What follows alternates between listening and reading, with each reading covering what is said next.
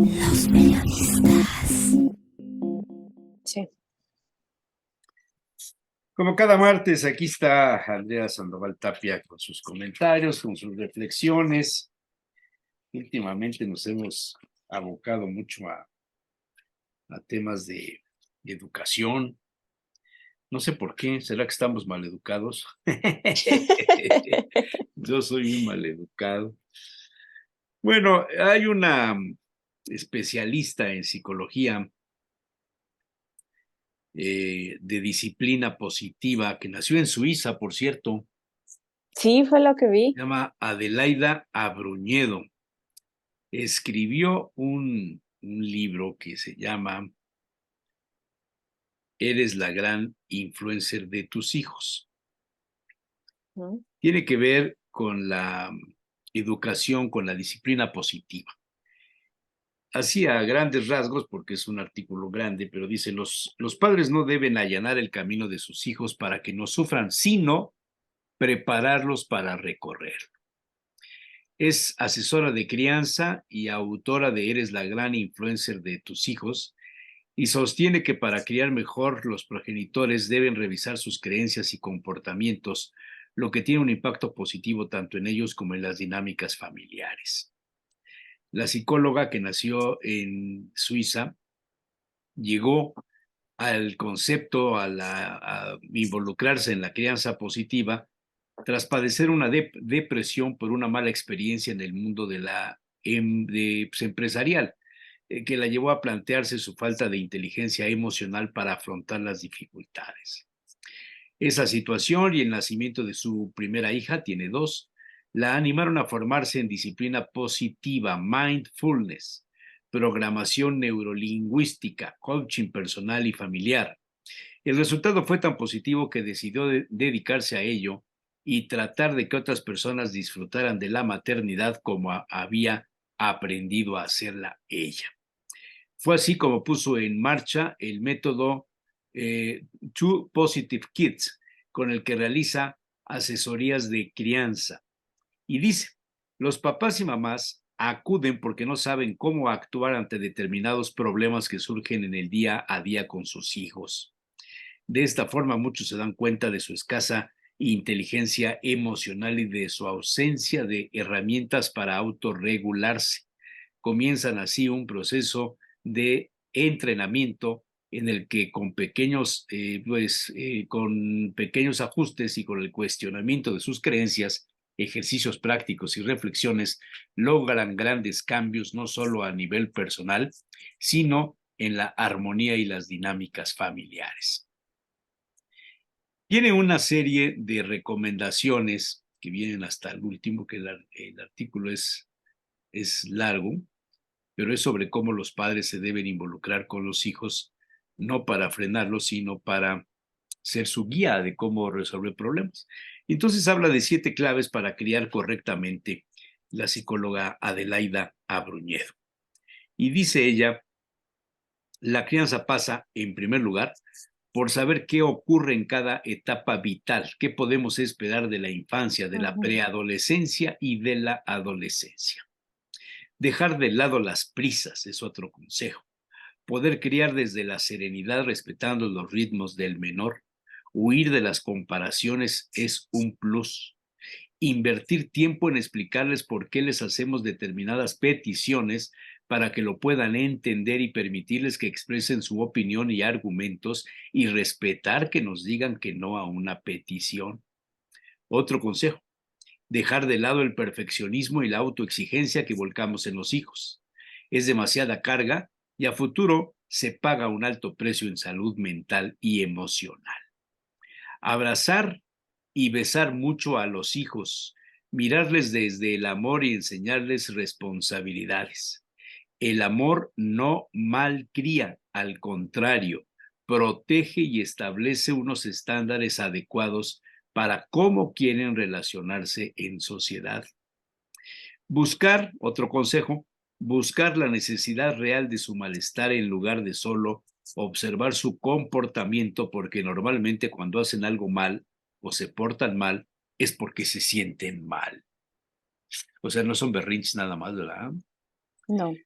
Y finalmente, la psicóloga dice hacerles saber que son importantes y valiosos y que les querremos siempre a pesar de enfadarnos con ellos o aunque no estemos de acuerdo con ellos en alguna cosa. El libro ya está a la venta desde la editorial. Ay, Dios mío, ya lo perdí. La editorial, pues ya lo perdí. Pero bueno, es una influencer, es una mujer que se ha dedicado a escribir sobre estos temas. Almuzara es el nombre de la editorial. Él es la gran influencer de tus hijos. ¿Cómo ves? Una mujer de 48 años, nacida en Suiza, que escribe en español y que pues tiene una convicción porque pasó por una etapa de depresión y como pasó por esta depresión, por una experiencia negativa en el mundo de los negocios, pues se dedicó a formarse en una disciplina positiva, en el mindfulness y la neurolingüística, o sea, el coaching personal y familiar. ¿Qué te parece? Bueno, antes que nada, gracias. Como cada semana yo siempre estoy muy contenta de tocar estos temas porque la verdad son momentos, creo, muy, muy valiosos en donde podemos reflexionar sobre cosas que antes no habíamos reflexionado. Claro, en otros Sí, medios se hacen, pero en realidad son los muy, muy, muy, muy pocos a nivel mundiales. Yo los he escuchado más medios sobre Argentina o España y se está dando ahora esta parte también en México. Entonces, esta parte me gusta mucho porque es algo que tenemos muy arraigado en nuestra cultura mexicana, ¿no? Esa manera de criar, como nos sale de lo que se nos ocurre, como decían los abuelos, como lo hicieron los papás. Y aquí es una forma de decir, es que hay que criar con cierta congruencia y mira, estas son las recomendaciones y esto es lo que dicen los expertos y esto es lo que dicen incluso papás y mamás, ¿no? No es que vayas y compres el libro y enriqueces al, por decirlo así, ¿no? Al que escribió el super método, pero a lo mejor ni es papá ni mamá. Cuando viene desde la experiencia propia, bueno, pues se agradece más, se entiende más y es de primera mano, porque es una mamá que lo ha vivido, ¿no? La depresión que da por lo regular a las mamás es una depresión que tiene que ver con la manera en que quieren criar, pero no fueron criadas, ¿no? Y entonces ahí nos topamos con ese primer agujero porque dices, yo quisiera criarlos de una forma que sean exitosos, que estén sanos, que se amen ellos mismos, que después tengan la seguridad para enfrentar la vida, formar una familia, si es que quieren. Entonces queremos otras expectativas o tenemos otras expectativas que a lo mejor no tenían tan claras nuestros padres, ¿no? No nos criaron así. Y cuando pasan este tipo de cambios generacionales, de cambios en la crianza, las instrucciones, es cuando es este parteaguas en donde dices, ya no se puede volver a criar como nos han criado. Y eso nos deja con mucha soledad, con mucha angustia, con mucho estrés, porque incluso lo decía en el texto, ¿no? O sea, es que quiero criar bien, quiero hacerlo bien, pero no sé cómo. O sea, ¿cómo caramba es que puedo guiar ahora a esta niña, niño o bebé que tengo en mis brazos que sea una gran persona y que sí que sea fuerte, que sea él mismo y que tome decisiones correctas y que tenga, sí, ¿cómo? Si nada de eso lo tuve yo y a lo mejor hay cosas que no las he aprendido.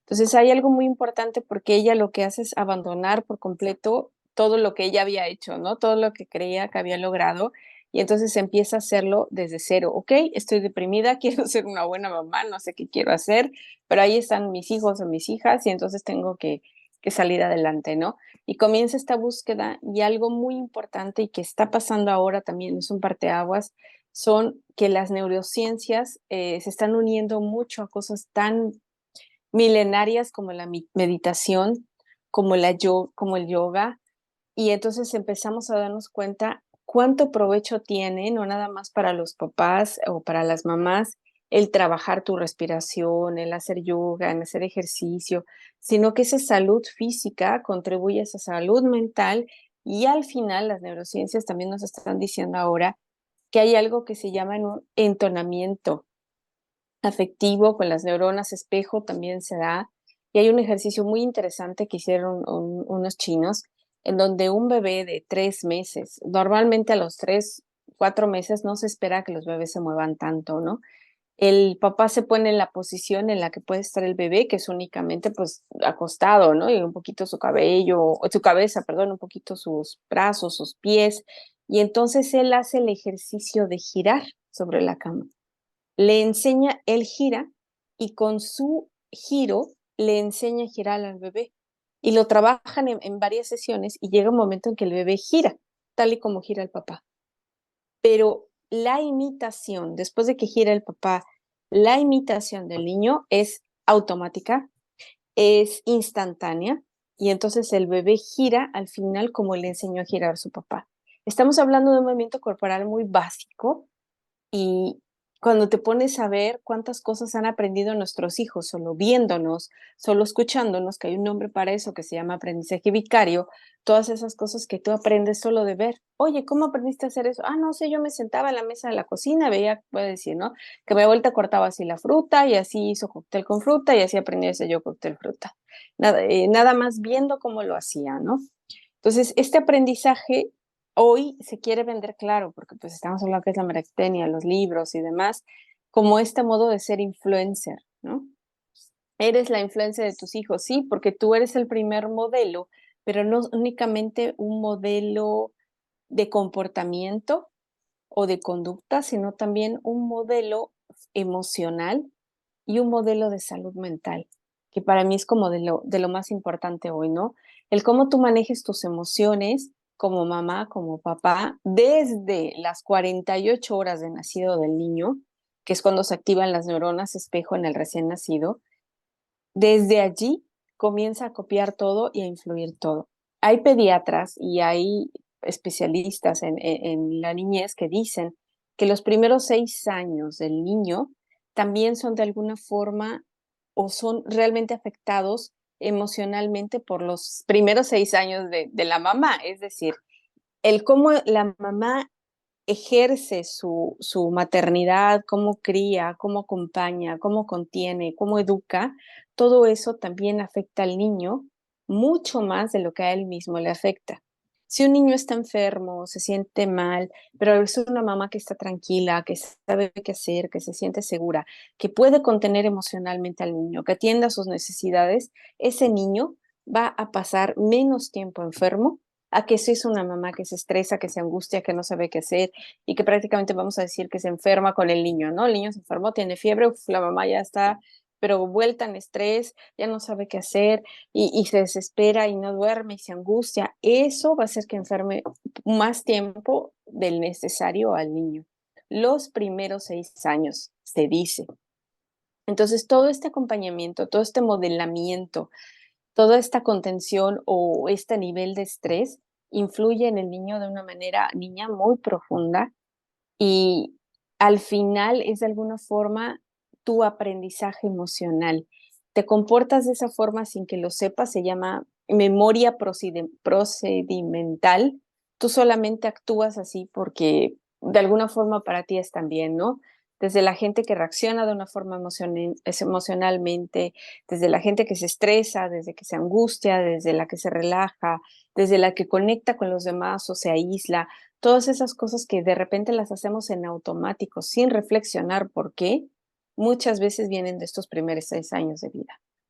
Entonces me gusta la forma en que lo puso, claro, hay que venderlo y decir influencer, ah, ¿por qué influencer, no? Y porque tiene que conectar con las nuevas generaciones y el mundo tecnológico y el virtual y lo que quieras, pero tiene todo un fundamento neurológico, tiene todo un fundamento social y un fundamento pedagógico.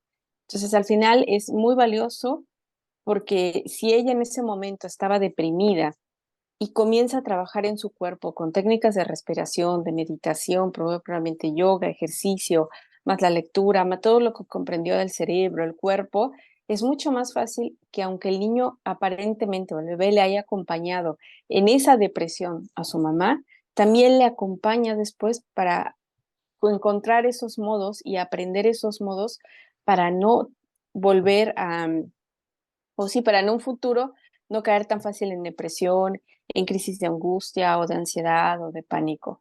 Entonces, eso que hizo ella, ese cambio de chip, es algo de verdad muy importante. Tú decías los pensamientos, las creencias, sí, pero no nada más son cosas que están flotando o que andan por allí o que nos damos cuenta cuando hablamos.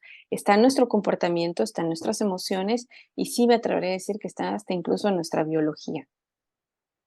Oye, pero esto de ser el ejemplo de los hijos, de ser guía, de no frenarlos, no todos los hijos son iguales. ¿Cómo puedes ser guía de los hijos, sobre todo cuando son dos o cuando son tres, ¿no?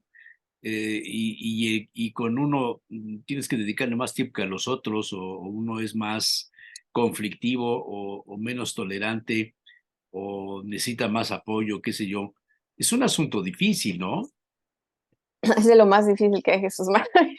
Y Sí. de hecho, sobrevivir a eso es una cosa increíble. Las mamás de dos, las mamás de tres, las mamás de cuatro, de verdad que las admiro profundamente porque ellas tratan, vamos a decirlo, un temperamento, que el temperamento de cada hijo es algo biológico, es algo que viene heredado, es algo que sucede dentro de la concepción y la gestación del bebé. Y luego vienen con esta parte, por ejemplo, el si el niño es introvertido o extrovertido. ¿Por qué? Porque eso va a influir mucho en el tipo de personalidad que ellos tengan. Un introvertido tiene más problemas o él pudiera tener mucho más riesgo de sufrir depresión, de aislamiento, de bullying, de angustia, porque por sí solo es alguien que se aísla, que no habla, que no se acerca, que no conecta, que sus vínculos no son tan fuertes, que son como débiles, ¿no? Tiene compañeros de clase, tiene compañeros de trabajo, pero no le es tan fácil hacer amigos precisamente porque es muy introvertido. Entonces, la cosa que podemos trabajar las mamás, los papás, es la última parte, la personalidad. Podemos hacer que una persona introvertida desarrolle una personalidad más alegre, más abierta. Sí, porque a lo mejor le enfocamos lo ponemos en tarea, sabemos, todos los que tenemos un hijo introvertido o tienen un hijo introvertido, pueden darse cuenta que no quiere hablar, que no saluda, que se aísla, que a lo mejor los niñitos lo buscan desde el kindergarten y él no se acerca y es así como que medio reservado y pensamos que es tímido y es como que un niño que hay que empujarlo, ¿no? Una niña que hay que empujarla. Desde allí sabemos que lo único que podemos hacer es trabajar su personalidad, que sea una persona confiada, que sea una persona segura, que se conozca a sí mismo, que sepa sus puntos fuertes y débiles, para que cuando llegue otro no lo intimide o no le diga, ay, pues tú siempre estás solo, a ver, dame de tu sándwich y somos amigos, ¿no? Y me tienes que traer todos los días un dulce o darme para lo de la tiendita, tú me compras algo, si no, no somos amigos, ¿no? Entonces, la baja autoestima, la inseguridad, los problemas de socialización son el bullying, el mobbing después, todos esos son temas de introvertidos. Al trabajar la personalidad, lo único que haces es tratar de ayudar a tu hijo a que no caiga en esos problemas.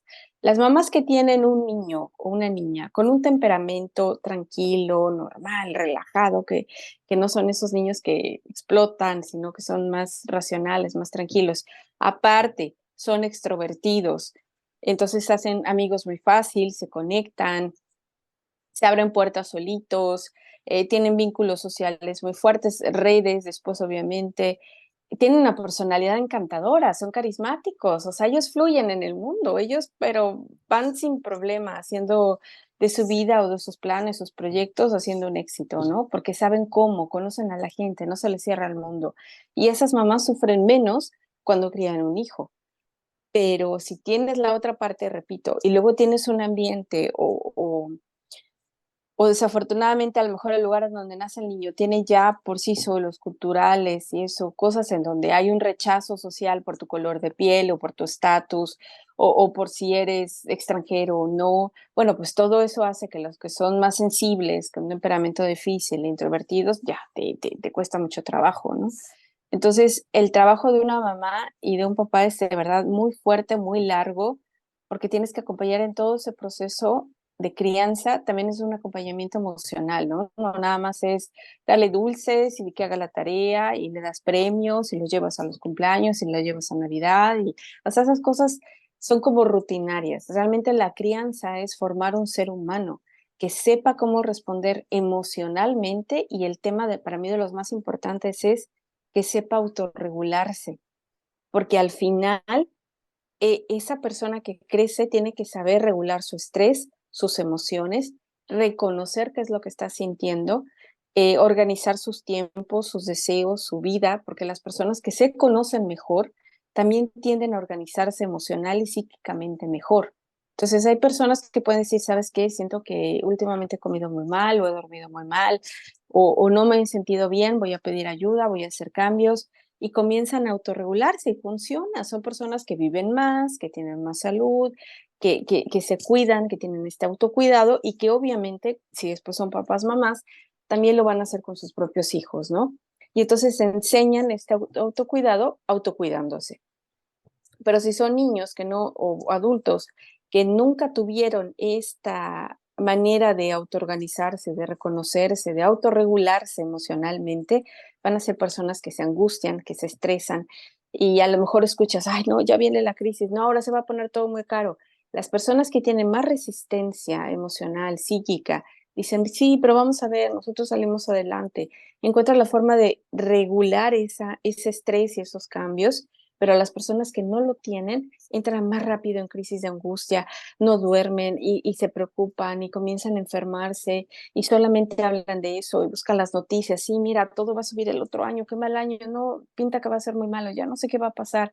Y entonces comienzan a desarrollar también de alguna forma escenarios virtuales catastróficos de las cosas que les pueden pasar y viven mucho más angustiados, después viven inflamados, son los que tienen gastritis, colitis, dolores de cabeza, los que no duermen, y se hace ahí todo un círculo vicioso de los que les cuesta más trabajo salir.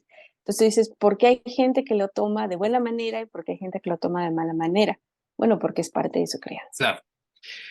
Una de las preguntas que le hacen a la psicóloga para educar nada como el ejemplo. ¿Cree que los padres tienen esto claro? Y la psicóloga le responde, sí, lo sabemos, pero estamos tan embutidos, me imagino que ha de haber querido decir imbuidos, ¿no? Pero bueno, aquí en el texto dice tan embutidos, o sea, tan metidos será en las rutinas Ensimismados. diarias, en las Ujú. prisas o en la hiperproductividad, que no nos damos cuenta de la importancia de lo que estamos haciendo. Parar o pedir ayuda es un ejemplo muy beneficioso para nuestros hijos, igual que pedir perdón o disfrutar de las pequeñas cosas. Sin embargo, vamos como pollos sin cabeza. No delegamos. Nos hablamos mal cuando nos equivocamos, echamos balones fuera o gritamos. Padres y madres tenemos que tomar conciencia de que todo lo que hacemos es un modelo en el que nuestros hijos se van a fijar. Así que a veces es bueno fijarse en qué cosas buenas y malas hacen nuestros hijos y reflexionar de quién lo están aprendiendo. ¡Qué fuerte comentario! Hay un libro hace muchos años que salió que se llama Tu hijo, tu espejo y fue como un parteaguas igual en la crianza porque la gente decía, no, ¿cómo? Si mi hijo es una cosa, ¿quién sabe quién salió? No sé a quién se parece, eso no es mío, ¿no? Y luego cuando reflexionan un poco, muchas veces en terapias, como suele pasar, es cuando se dan cuenta que sí es de ellos, pero es tan implícito, es tan automático que no son capaces de reconocer ese defecto del hijo, de la hija en ellos mismos, ¿no? Yo pensé en un escenario, mientras estabas leyendo esto, pensé en el escenario de, ok, ¿cómo aprendí que un adulto pide ayuda? Por ejemplo, estás perdido, vas manejando, es el típico viaje familiar en donde quieres llegar, que ya hace calor o que hace frío, que quiere ir al baño, tiene hambre, esos viajes familiares. Y entonces la persona que va manejando, mamá o papá, va perdido y sabe que está perdido. Llega un momento que no sabe ni la dirección, no sabe si seguir manejando, si pararse a preguntar. El cómo resuelve un problema tan trivial, pregunto, la mayoría de los hombres no quiere preguntar cuando está perdido. Y cada vez que la pareja o alguien más le sugiere, ¿sabes qué? Vamos a preguntar, que nos digan, no, no, no, yo sé, ya vi, es aquí adelante, son unos metros, ahorita que pase y así, ¿no? Esa forma también se aprende. Cuando a mí me pasa un problema, ¿qué hago? Me pongo necio, necia, y digo, no, no, yo sí sé, ya sé que nada más tengo que hacerlo un poco más y funciona. O reconozco que me equivoqué y pido ayuda. Reconozco que no tengo idea y pido ayuda. Normalmente creemos que ser adulto significa no pedir ayuda, es hacerlo tú mismo, es ver cómo le haces. a ver qué le encuentras y tú lo resuelves. Y muchas veces las soluciones de verdad están muy cerca, muy fácil, pero no nos gusta pedir ayuda.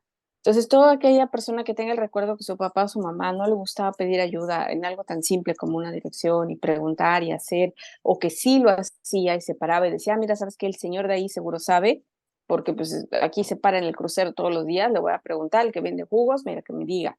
Le preguntamos a otra persona para cerciorar de que sí se hace a la dirección, o para un taxista y le pregunta al taxista, los taxistas siempre saben. Aquel que tenga y modele más alternativas de solución a un problema, mientras sean más creativas, más ingeniosas, mientras impliquen de verdad una solución más compleja y al mismo tiempo más lógica, Sí, sí, ellos sí. son los que le están enseñando a sus hijos con ese ejemplo a resolver problemas. En cambio, el papá, el mamá que al volante se enoja, grita, dice, discute y 20,000 veces dice que tiene razón, hasta que no le queda más que reconocer que está completamente perdido, esos están modelando de verdad todo lo que no debería de aprender un hijo, ¿no? La necedad, el cerrarse, el enojo, que es algo que de por sí los hombres modelan mucho a los niños, porque si tú volteas a ver, bueno, pues cuántos hombres nos dicen groserías, no se enojan, no te insultan en la calle, no responden tan rápido agresivamente, ¿no? No vamos a decir, se les sube la testosterona y de todo hacen pelea, ¿no? Eso es algo que los niños están viendo y al final lo toman como un modelo de masculinidad, ¿no? De la misma forma que se puede tomar un modelo de feminidad también negativo. Entonces, ese tipo de aprendizaje es muy importante. Y aunque sí lo aprendan con la mamá y el papá, también hay personas que son muy, muy importantes para los hijos, como los abuelos, como los tíos, como los maestros, todos aquellos con los que pasan ciertas horas a la semana o semanas al año, también en algún momento se lleva un aprendizaje de eso, ¿no? Entonces, todo el tiempo estamos modelando esas conductas y todos somos esos influencers de los niños que después van a repetir o no. También está después su decisión y su capacidad de discernir y de entender y de decidir, pero de inicio les estamos vendiendo eso como solución y después ellos la tomarán, verán que no funciona y la cambiarán o van a tener que quedarse con esa porque no reflexionan que pudiera haber más, ¿no? Sí. Dice que en el libro se relata sobre la crianza en el que se trata el bienestar de los padres. Y le preguntan a la psicóloga, ¿los progenitores deben estar bien para criar bien? Y responde, no solo es importante cuidarse y estar bien para poder cuidar, sino que al mismo tiempo que yo me cuido, me respeto y cubro mis necesidades, le estoy enseñando a mis hijos e hijas a escucharse, a priorizarse y a cubrir sus propias necesidades. Con mi autocuidado me permito conocerme, saber qué me recarga las pilas, qué me drena la energía, cómo protegerme de situaciones que no me favorecen, qué cosas no voy a tolerar y cómo poner límites. Nuestros hijos, al ver que realizamos conductas de autocuidado, van a replicarlas y sabrán qué pueden hacer cuando tengan momentos de tristeza y qué les ayuda a calmarse. Además, les ayudará a saber qué es una falta de respeto, cómo alejarse de personas que invaden sus límites, cómo pedir ayuda o cómo recuperar la calma, dice la psicóloga Adelaida Abruñedo. Me gusta mucho su manera de pensar. La verdad es que es muy, muy valiosa y muy interesante y viene desde la experiencia, te decía, de primera mano a la teoría, ¿no? Entonces es muy compleja. Esta parte a mí me da a pensar, si nosotros de adultos nos preguntáramos, oye, entre nosotros, ¿tú te diste cuenta alguna vez cuando tu papá, tu mamá tuvo depresión? ¿Tú viste llorar a tu papá, a tu mamá? Oye, no sé, ¿te acuerdas qué hacía para calmarse? Creo que nunca compartieron con nosotros generaciones anteriores, la gran mayoría, obviamente habrá papás que sí lo hicieron, pero la gran mayoría no habla con sus hijos sobre cómo manejar su enojo cuando está enojado. sino explota, ¿no? Ya te dije que 10 veces que no agarres eso, te estoy diciendo que se iba a romper. Eso es una forma de enseñar. Estoy rebasado, ya no puedo más, estoy realmente muy molesto, exploto y exploto sobre ti. La crianza positiva te dice, es que puedes decir, ¿sabes qué? Estoy muy molesta por lo que acaba de pasar, dame un momento y ahorita te hablo. Y entonces regresas y le dices al niño, mira, sé que estabas jugando con la pelota, sé que estabas tan metido jugando con la pelota que no te diste cuenta que estaba cerca la televisión, si quieres, y no, obviamente tienes una edad, estás pequeño, tienes cierta edad, no mides la fuerza bien de tus pies, de tus piernas, y sé que rompiste la televisión sin que tú lo quisieras. Eso lo comprendo, pero mira, esa televisión yo la compré con esto, bla, bla, bla, era mi ilusión, me gustó, fue un regalo, lo que quieras. ¿Qué te parece si la pelota a partir de ahora no se juega en la casa? Y luego vamos a tener que dejar de comprar algunas cosas para que pueda ahorrar para una televisión. Me siento muy molesta, yo sé que tú te sientes apenado, que no era lo que querías, que no es tu intención, no te sientas culpable. Yo entiendo cómo te sientes, todos hemos roto algo alguna vez, he estado también en tu lugar, solo por favor vamos a tener claro que la pelota no se juega en la casa. Eso es muy diferente, más menos, ¿no? Palabras más, palabras menos. Eso es muy diferente a decir, te estoy diciendo que la pelota no, y bah, se te salen las groserías y las caras y los manotazos, porque al final eso no educa. Si el explotar, si el enojarse, si el gritar, si el humillar, si el castigar de esa forma, pues ahora no vas a ver, qué sé yo, televisión en 2 meses. Al final ese castigo no tiene nada que ver con lo que pasó, no le ayuda a prevenir y no le ayuda después a él mismo educar a otra persona. También es eso, cuando tenemos un hijo tenemos que darle con su educación herramientas para que después eduque él a otra persona. Entonces, es mucho más valioso decir, sí, valido tu emoción, que es algo automático en la crianza respetuosa, es decirle, ¿sabes qué? Hija, no me grites, noto que estás molesta, yo también lo estaría. Si estuviera cansada, si tuviera hambre, lo entiendo, pero háblame de una forma tranquila para que pueda entenderte. Vamos a usar un volumen que a los dos nos guste, nos haga sentir bien, porque a mí me molesta, no me gusta que las personas me griten, incluyéndote a ti. Entonces, los respetos, los límites, la comprensión, sí, te lleva mucho esfuerzo, Jesús Manuel, aprender a hablar así y cada vez que pasa algo, es de nuevo como poner la grabación de, a ver, la creencia respetuosa es valido emoción, no recrimino, entiendo, comprendo, acompaño, resuelvo. Y otra vez, ¿no? En cada circunstancia. Claro, era mucho más fácil explotar, pegar, gritar, castigar, decir vete a tu recámara, niño, cállate, tú qué vas a saber. Claro, eso es automático y de alguna forma vamos a decir que se siente bien porque es lo que te dan ganas de hacer. Pero en cambio, sentarte frente a un niño y decirle, ¿sabes qué? En este momento me siento muy frustrada, muy enojada por lo que acaba de pasar. Necesito un momento para hablar contigo.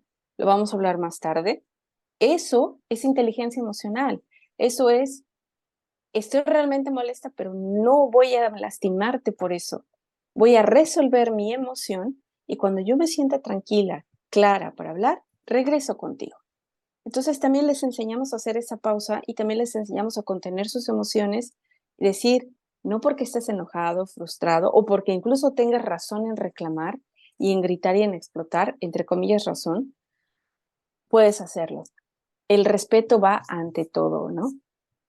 Entonces es de las cosas más difíciles que hay, Jesús Manuel, pero una vez que se trabaja tanto, llega un momento que también se automatiza y llega un momento que el otro niño también sabe ya qué esperar y sabe que no va a ser agredido, ¿no? No sé cuántas personas tengan en su infancia o de su infancia un recuerdo de haber tirado un vaso de agua o No, un pues vaso de todos. refresco durante la comida y haber sido insultado, golpeado, castigado, que se levantara de la mesa, ridiculizado, que le hubieran puesto a limpiar el piso en ese momento, ahí como sirviente casi, casi, ¿no? Pero es algo muy común, ¿no? Cometer esos errores en la infancia es común, por lo que debería ser común corregirlos de una forma que no lastime a la niñez, ¿no? Qué bárbaro. O sea que eh, hay que enseñarle a los hijos con respeto, enseñarles la responsabilidad, provocar un cambio o un pues comportamiento con base en la razón y no en el regaño. Por ahí Con sería. base, con base a la empatía, uno, lo primero que tienes que hacer es conectar con la emoción del niño. Voy a regresar al ejemplo del vaso de agua. Todos tiramos, creo que un vaso de agua mientras estábamos comiendo. Y creo que la gran mayoría fuimos regañados, castigados y todo lo demás traumático, por decirlo así, ¿no? Tanto que en algún momento hasta nos daba miedo tomar el vaso de agua y chin, o sea, que se me vaya a caer, ¿no? Sí, desde que se inventaron los platos de plástico, los vasos de plástico, etcétera. Claro, Cuando después lo que vino toda había la que enseñarle a los niños era a cuidar el plato, a cuidar el vaso, porque se rompen. Entonces, era una disciplina diferente. En mi casa nunca hubo platos de melamina, vasos de plástico, no, era lo que se usaba del diario, no porque fueran finos, pero pues era loza o era barro, pero había que cuidarlos. Ujú. Era un niño aprendiendo en el mundo de los adultos, ¿no? Y Sí, no es tan mal los vasos de plástico o esas cosas, no, no, no. El punto es lo que pasa cuando los niños se equivocan. O sea, si tú rompías el vaso y resulta que el vaso era muy importante, que era un regalo, que era de esos que traían de recuerdo de no sé qué y sí, así, de los o viajes el, o el que era de la bisabuela, ¿no? Que era lo único que había quedado de la vajilla cuando la mudanza. Entonces, te debe ser cargaste la última completa, pieza de la historia, caray. ya no hay más. Entonces, cuando pasan ese tipo de cosas, lo primero que hay que hacer es empatizar. Acordarnos, y esta es de la parte más difícil, Jesús Manuel, acordarnos que fuimos niños y que también hicimos esas cosas sin intención, sin dolo, sin afán de molestar, sin querer provocar o manipular, porque a veces proyectamos en el niño cosas que no son ciertas. Es que lo hace para llamar la atención, es que lo hizo para manipular, es que lo hace para que dejes de estar haciendo esto y le prestes atención. Por eso tiró el vaso. Y les ponemos muchas cosas que son más que nada de adultos cuando ellos tienen aún todavía capacidades cognitivas que están en desarrollo, emocionales que están en desarrollo, físicas que están en desarrollo y no han llegado a esos niveles de manipulación y de provocación y todas esas cosas que a veces hay personas que le proyectan a los niños, ¿no? Entonces, cuando te das cuenta que están principalmente aprendiendo en un mundo de adultos a integrarse y a tomar un vaso de vidrio o plato o comer con tenedores que muchas veces pues pesan mucho para sus manos. Cuando te das cuenta que es un niño aprendiendo en un mundo, entonces es cuando entiendes que se vale equivocarse y que el ensayo y el error es de lo más importante. Entonces, lo primero es la empatía, darte cuenta que todos lo fuimos alguna vez, que es lo mejor que él pudo hacer con su cuerpo, con su desarrollo psicoemocional que tiene en ese momento, con las palabras que puede decir, de la forma en que puede expresarse, lo está haciendo lo mejor que puede. Y no lo hace a propósito, ni finge, ni manipula. No, es parte de lo que es capaz de hacer. Y sus emociones le permiten mostrarlo solo de esa forma y hasta esa forma. En 2 años, un año será diferente, pero en ese momento es hasta esa forma. Entonces, cuando entiendes eso, toda esa necesidad del castigo, del regaño, del reclamo, del que ahora que lo aprenda y todas estas cosas de la vieja escuela dolorosa, no caben más. Es cuando te acercas y te das cuenta muchas veces, de verdad es un ejercicio que hay que verlo incluso hasta con niños ajenos, cuando tú ves que regañan en público a un niño ajeno y le están gritando y le están diciendo y quieren que entienda y le señalan el error, los niños solamente están llorando y muchas veces hasta les está temblando así casi la mandíbula y no saben dónde esconderse porque lo único que están entendiendo en ese momento es que probablemente los están dejando de querer. Tienen tanto miedo de una figura que la principal cosa, no lo nombra el autor ahí, pero la principal cosa que necesitan a los niños de los papás es ese apego sano. ¿Cuál? En el que va acompañado de reglas y amor. No solo amor, el mal amor nunca cría, nunca malcría, pero necesitamos las reglas porque las reglas son las que llevan a la crianza. Y poner estas reglas con amor está bien. Puedes decirle al niño que acaba de tirar el vaso, ¿sabes qué? Me di cuenta que agarraste la quesadilla con los dedos y tus dedos están grasosos. Por favor, la siguiente vez límpiate bien la servilleta y tomas el vaso y no va a pasar. Mira, límpiatela así y tomas el vaso así fuerte, no lo medio agarres, lo tomas de esta forma, lo agarras así te aseguras y luego lo tomas, ¿no? Entonces, una vez que hace el niño sí está recordando un aprendizaje. Ah, me limpio, lo agarro. pero no está recordando todo el drama que a lo mejor muchos tenemos en la cabeza, ¿no? Ah, ya Sí, tiraste el sí, vaso sí, con sí. agua. Entonces, eso es educar al final, esa es la crianza positiva. Darte cuenta que lo primero que tienes que hacer es contener tus emociones como papá, como mamá, y luego trabajarlas del niño. Y comprender cuáles son las que tiene, darte cuenta por qué lo hizo. Jesús Manuel, muchos niños se portan mal cerca de horas que tienen sueño y tienen hambre, o muchas veces cuando están aburridos. Entonces, cuando tú entiendes que su comportamiento, o quieren ir al baño, ¿eh? Hay niños que se ponen muy inquietos, muy raros, pero en realidad se están aguantando las ganas de ir al baño. Entonces, cuando tú entiendes que son cosas tan básicas, reaccionas rápido y te das cuenta, ah, ya tiene hambre, por eso está cambiándole el humor, por eso ya hasta como que gruñe, ¿no? Así a todo el mundo. Bueno, pues le llevas un lunch ahí, algo, una manzana, unas galletitas como de avena y cosas así, y te vas preparando. Y porque entiendes que hay un niño que tiene un estómago más pequeño, que tiene menos energía, que necesita comer más veces y este tipo de cosas, ¿no? Entonces, cuando conectas con el niño ya no hay necesidad de explotar, de agredir, de lastimar. Y entonces el niño se siente cuidado, contenido, protegido, escuchado y sabe que si en algún momento, y es lo que dicen hoy las nuevas generaciones, tiran algo, se les cae y lo primero que dicen es, no pasa nada, entre ellos, ¿no? Por ejemplo, en la escuela. No pasa nada, yo te ayudo a limpiarlo. Ven, trae el trapo de acá, aquí lo limpiamos juntos, ven. Ya, efectivamente no pasó nada. Secaron, limpiaron, levantaron y todo está bien. Sobre todo los vínculos están bien. Y ellos se sienten normal, saben que si pasa algo, lo limpian, lo solucionan y no está este Claro, trauma de ya rompiste, qué ¿no? interesante. Ojalá sirva algo a alguna persona. Con que a una persona le sirva lo que estás comentando, tenemos la labor hecha. Para los niños, la verdad, sí. Las ¿No te infancias es de lo parece? más valioso que hay. Sí. Sí, Muy sí. bien. Pues te mando besos y abrazos y ya ponte a escribir un libro. ¿Verdad? Ya voy a hacer yo ahí el mío, la versión de por Eso, acá ya ponte a también. escribir. Gracias, Osvaldo. Habrá Sí, muchas cosas que puedas aportar. Muchas gracias, gracias. querida. Saludos a la Gracias a familia. ti. Nos Igualmente. vemos. Adiós. Adiós.